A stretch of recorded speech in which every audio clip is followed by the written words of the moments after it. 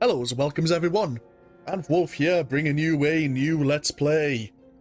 As you can no doubt tell from the title of the video or from the background image I'm using once again, we are returning to Star Wars The Old Republic, a game I have played many a time here for the channel, and I normally come back to it at least once a year, and with the festive season upon us, and with me having a bit of free time, I thought it was about time to sit down again and return to Star Wars. And so here we are.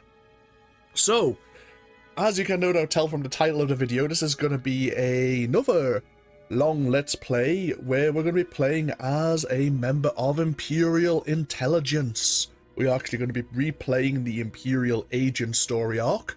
But as always, this is the first part of a new series, so I hope you're all going to sit down and enjoy it with me. And as we always do with these introductions, I'm going to get myself sat down, talk about, for those of you who are unfamiliar, talk about the game, where it's come from, where it's going, where we find ourselves in the Star Wars universe, talk a bit about the history of the game and the lore itself, talk about what you may want to expect in this series, and then we'll get ourselves over to character creation, get to creating our character, give our character a bit of background as well. And we'll get ourselves over to the prologue world of Hutta. So, if all that sounds good, feel free to have a quick pause, make yourself comfortable, make yourself a drink, and we'll throw ourselves straight into things, shall we? So, where to begin? Well, right at the very beginning. This is a game I have played since the beta, and this game was released, almost, well, by the time this video is released, it will have had its 11th year in running. This is a game, of course, developed by BioWare and published by Electronic Arts for all their sins, and is an MMORG, a game similar to World of Warcraft, Final Fantasy XIV. It is a game that does have various role-playing elements, allowing you to dictate some of the choices, responses that your character can have, but at the same time allows you to play with other players, doing some of the various content in this game, like the dungeons and raids, which are known as flashpoints and operations. There you go. Hey, I have forgotten. I have remembered, I should say. It's been so long, I've probably forgotten more about this game than I actually remember. And with all the expansions, they innovate the game, they make it simpler or make it more complex. They change how some of the systems work. And so, hopefully you'll forgive me, give me a little bit of leeway, as I'm having to refresh my head on how certain things are done, or learning how the new ways have been changed. Because this is always a learning experience, having to pick up the game again after 6 or 9 months. So either way, let's talk about the Star Wars universe. Most of you are familiar with the movies. I prefer the original trilogy, always have, always will, and I've actually grown a bit of a fondness for the prequel trilogy for all of their faults. The sequel trilogy we're not going to talk about, but either way, if you just imagine that time period, and then scoot yourself back in time about 3,500 years, we're going back to a period known as the Old Republic, hence the name. And this is a period 3,500 years prior to the events of the movies that most people know and love. And it is also set after 2 previous installments of games by BioWare known as Knights of the Old Republic 1 and 2. These were released obviously prior to the MMORG Here Now, and those were set approximately 300 years in the past as to where we find ourselves.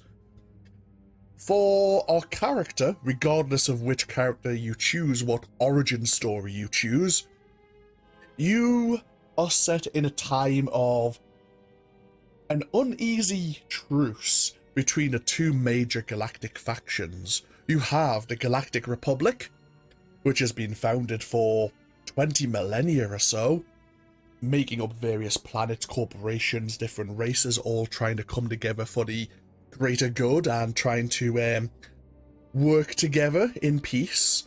And of course, the other major faction is the now resurgent Sith Empire. The Sith Empire came back onto the scene about 40 years ago and started the Great Galactic War. This war against the Republic and the various other neutral worlds of the galaxy went on for about 28 years, and where the Empire was pretty much ravaging the north side of the galaxy. And they were making good headway into the galaxy at large, and it's only through the Galactic Republic's combined efforts were they able to really hold the line and prevent the Empire from basically taking over entirely. This, of course, the Great Galactic War, of course, ended with the signing of the Treaty of Coruscant, Coruscant being the Republic's capital world. This is a treaty that was probably very reluctantly signed by the Republic, but they were losing, pretty simply, and the treaty pretty much allowed the Empire to keep a lot of the worlds they had conquered. But with the sacking of Coruscant, with the capital of the Republic being bombed, the Jedi Temple on their capital world being razed into ruin, and a lot of Jedi kind of dying in that assault, the Republic didn't really see too much of an option but to accept. And now we find ourselves 10 years on from the signing of that peace treaty. At this point in time, there are a lot of diplomats and agents within both factions trying to manipulate the various neutral worlds, or even worlds taken over by the Empire, and trying to pull them back into the Republic's loving arms, shall we say. Or, of course, as we say, agents could be working for the Empire, trying to manipulate the citizenry into anti-Republic sentiment and bring them over to the Empire, promising stability and strength. And that's where we find ourselves as an Imperial agent. As I say, we'll go more into our agent's background and why that agent might be there, but we find ourselves in a moment within the galaxy where opportunity for the Empire to expand their influence is always present, and there are operations in the motion for us to potentially achieve such a goal. And so yeah, that's where we find ourselves. In terms of this Let's Play itself, I'm going to call this another long Let's Play. I will be open and honest. We have attempted to do this Let's Play before. In fact, when we get into character creation, this character is going to look very reminiscent of my previous Imperial agent, Fallon. And at that point in time when I was recording that series, I can't recall what went on, but something ended up making me put that series on the back burner, and I never even completed the main 3 chapter arcs. And so I've decided that we're actually going to give that another go, because I really like how Fallon looked. We're going to give him a new name, of course, but we'll get ourselves over into character creation, and we'll talk about things further once we start creating our character and talking about the background and such. So I will see you in just a moment.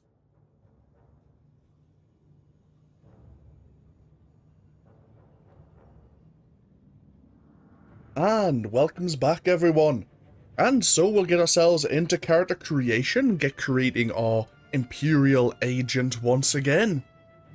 For those of you who may be interested, we are of course going to be playing on the Darth Malgus server, which is where most of my characters on my various channels, my various playlists, has been created. It's one of the European servers.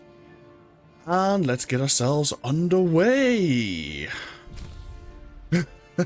I still have an item boost from Knights of the Fallen Empire, I believe. We could, of course, start at level 70 and the Onslaught expansion, but I always like starting from level 1, starting from the beginning, and refamiliarizing myself with how the game is meant to be played, and of course to go through the storyline afresh once again.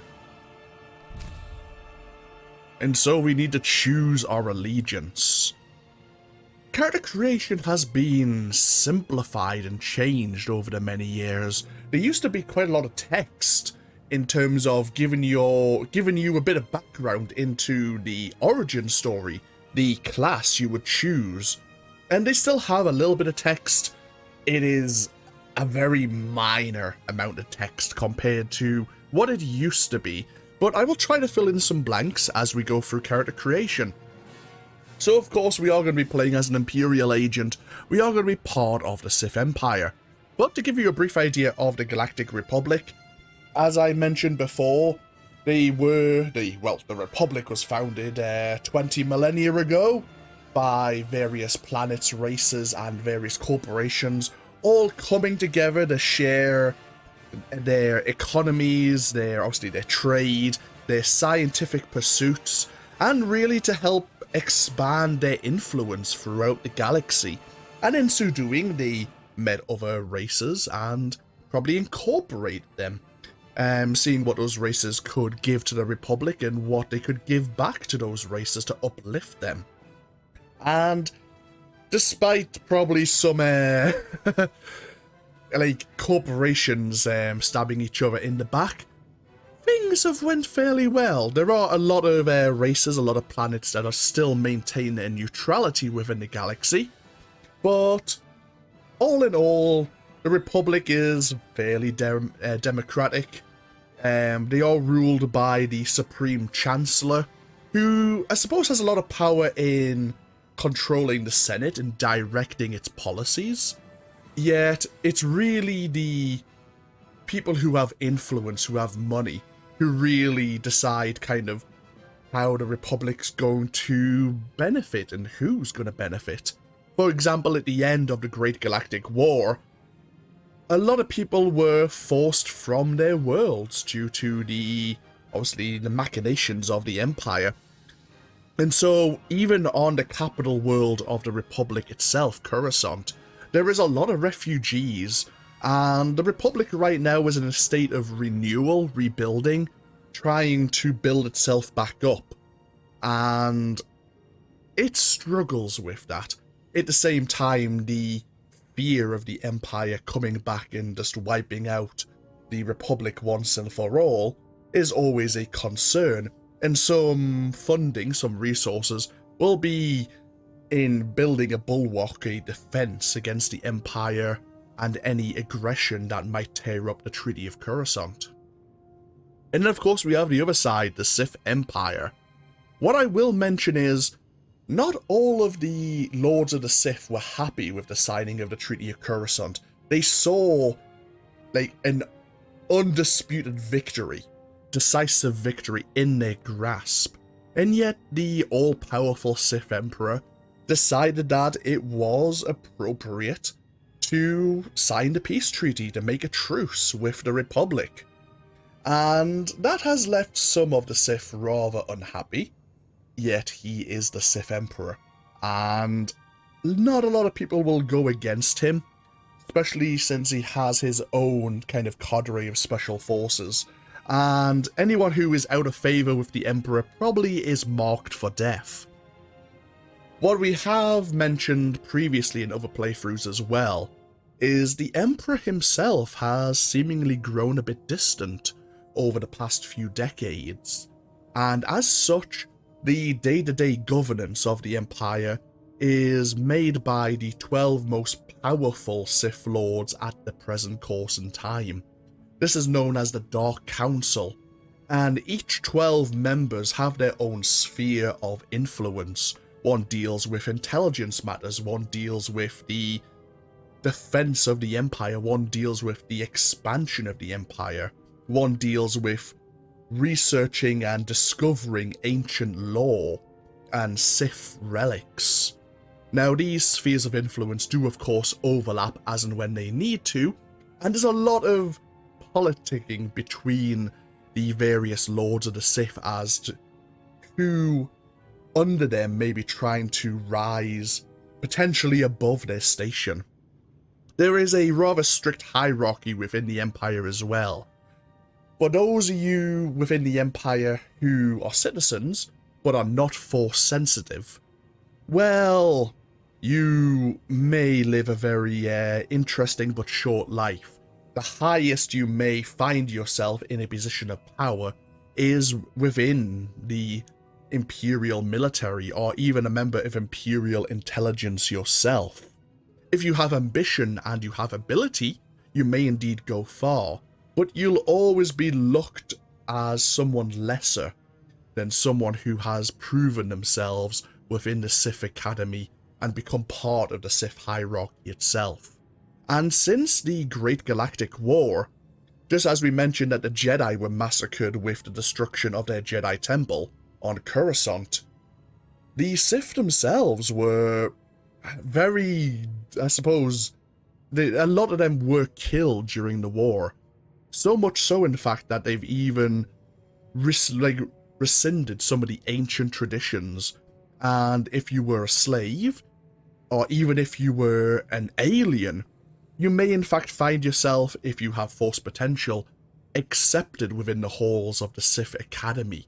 And even though you'll be looked at as a lesser being for being an alien, if you pass your trials, you may find yourself with a great deal of power and respect from those of the military or Imperial Intelligence.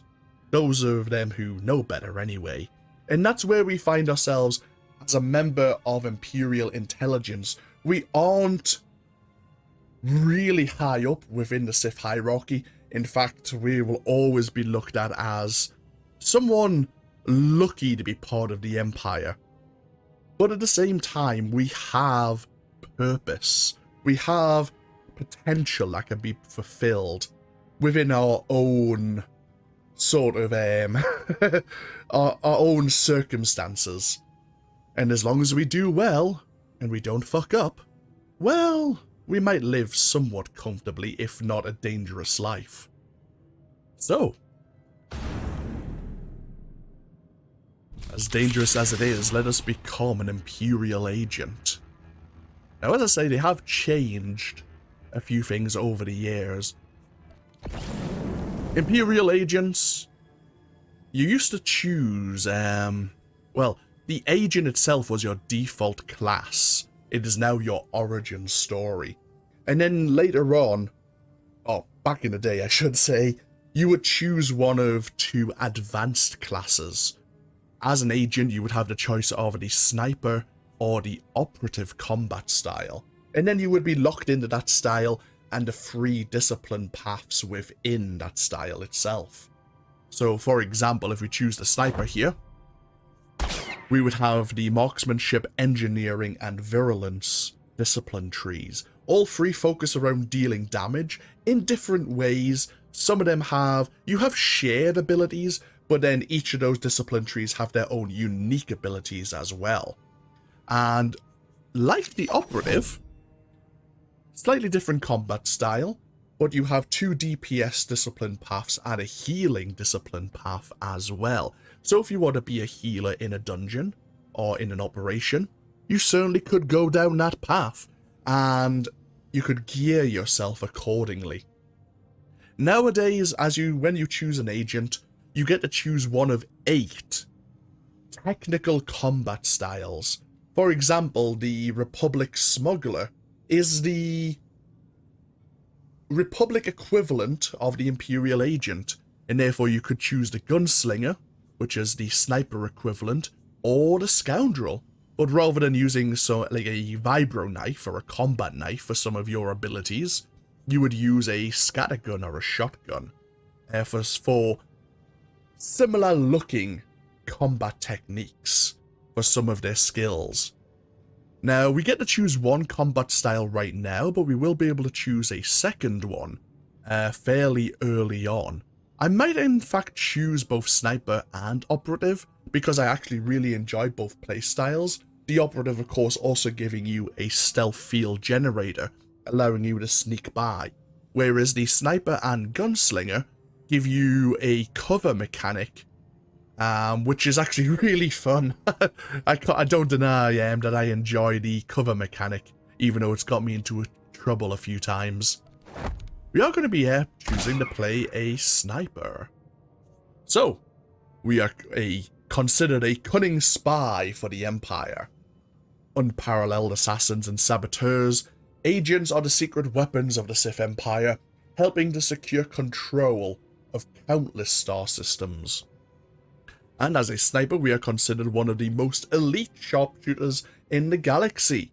Snipers use their extensive training to eliminate sensitive targets and turn the tide of the battle in their favor. Okay. This should be interesting. We are going to be playing as a male Imperial agent.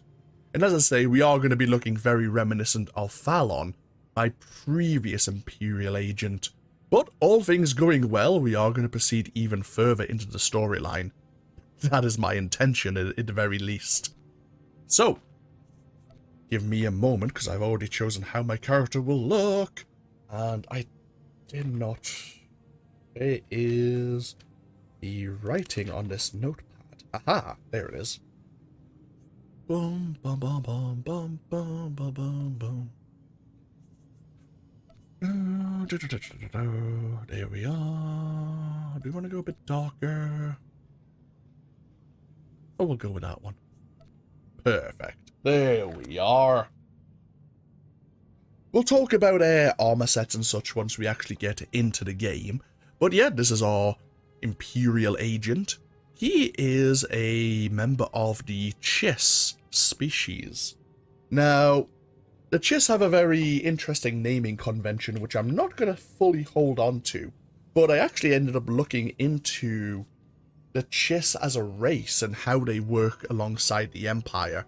Playing as, or choosing to play as a Chiss as a member of Imperial Intelligence does give you a few unique dialogue lines on one or two of the worlds you visit. In addition, I'm hoping, I haven't seen it before, that it'll give us even more unique dialogue in some of the future expansions. But the Chiss themselves are a rather elusive race. They come from the unknown regions of the galaxy, and they were pretty much undiscovered by both the Republic and the Empire. What ended up happening was the Empire themselves, recently I believe, encountered the Chiss, and doing what the Empire normally do, they went on to conquer a lot of the outward regions of the Chiss Empire. And in the end, the Chiss invited the Imperial higher-ups, including a member of the Imperial Guard, one of the Emperor's own chosen elite, into a diplomatic meeting. We don't really know what was agreed entirely in that meeting, but in return for the Chiss sending some aid, either in manpower or maybe equipment, to the Empire would allow the Chiss Ascendancy, the ruling government of the Chiss, to basically self-govern, and left the Chiss worlds alone. In fact, most of the Chiss worlds aren't occupied by the Empire, which is pretty much, like, unheard of. Why they weren't just completely dominated by the Empire and its military machine. What the Chiss managed to get the Empire to agree to, we don't know, but this is where we could this is actually an interesting way we can introduce our character. What I want to say is, our character was sent to the Empire very young. I won't want to say that he's a member of maybe the ruling party, as there are different ruling families, dynasties. But maybe he's an exile, maybe he's a family that is in exile, and he was sent to the Empire. Very few memories of his time in the Ascendancy, if any memories at all, and he's grown up on Droman Cast, the capital world of the Empire, and being seen as a Chiss, and for their aid, he has kind of been fast-tracked into a position within Imperial Intelligence. His scores within his assessments have proven favourable, and finally this Imperial agent has been approved for his first major field operation, and that is where we find ourselves on our way to the neutral world of Nal Hutta and whatever covert assignment we will be given. I think that's kind of a very loose gist, that we find ourselves maybe very young, very loyal to the Empire because we were accepted. And even though there's a lot of expectation and a lot of wariness about our species and our place, or we aspire for the Chiss Ascendancy, that's what the Empire might be thinking. Always wary of aliens after all. But we are here to prove ourselves. And we can just see what opportunities present for us going into the future. Whether or not that will remain the case, we'll just have to wait and see.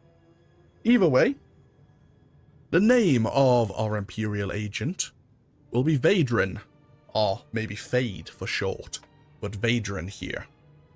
Well, we'll get ourselves into the opening scroll and get ourselves into the opening cinematic, so I will see you in just a moment.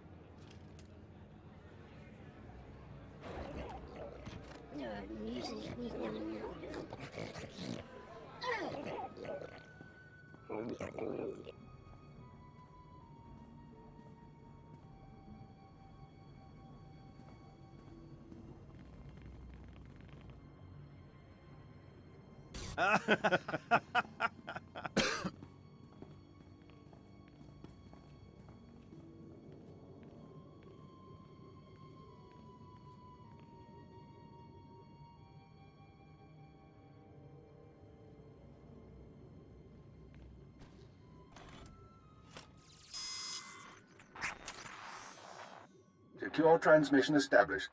This is Keeper. We may speak freely, Agent. Prepare to receive your orders. I'm ready, sir. What's the assignment? In short, subversion. You were chosen for this operation because of your exemplary performance during training. Imperial Intelligence needs agents capable of working independently in the field. Now you apply your training to the real world. Nemro the Hutt and his organization run Jaguna, and you're in town to convince Nemro to supply the Empire. Give me background. What are we working from? Jaguna is an industrial town, and Nemro runs most of the industry. The Hutt supplies weapons, drugs, and raw materials, but not to us. We believe Nemro has been reluctant to lose Republic customers by publicly siding with the Empire. It's time he overcame this reluctance. By force, or did you have another method in mind? It's too early to say for certain. We need to know what Nemro and his advisors are thinking before we can act. I want you to obtain access to the Nemro clan's inner circle. You'll require a cover identity. One of our contacts, an alien named Jig, has prepared a background for you and will provide the details. How do I find him? Jig will be waiting for you at a safe house. Locate him, take what he offers, then report to me. Should I expect to find trouble? Most of Jaguna is caught up in a turf war. Some of the gangs involved belong to the Hutts. Others are independent. Your combat training should see you through, but expect brutality and expect to be targeted. Jaguna isn't friendly to strangers. Now, find Jig and report back to me. Keep her out. And so we have our assignment. Keeper. Do we have a codex entry on Keeper? Indeed we do. We will be certainly having a look at that. We are here at the Poison Pit Cantina, our first point of contact with our Imperial handler. And of course we have our first assignment, Subversion, bringing Nemro the Hutt's trading to ignore the Republic and side of course with more Imperial interests. Well, what we'll do now is we'll take a break here. When we come back, we'll be outside of the room itself. We're going to go through some of the quick UI elements. Some of the elements just here. Some of the windows we're going to be constantly opening.